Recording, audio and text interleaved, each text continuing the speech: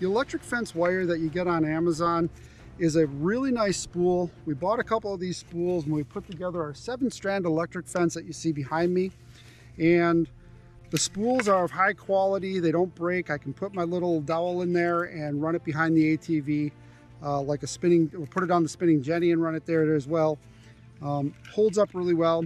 This spool has been sitting outside in the sun for over a month and it's not breaking down or anything, which is nice. The wire in and of itself is fantastic. It's got a lot of visibility. It's got a high sheen, so it's easier to see.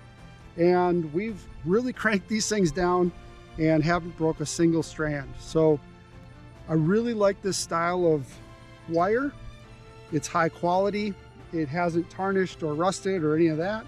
It holds a current very well. And we're going to continue to use this as we keep building our fence here on the homestead.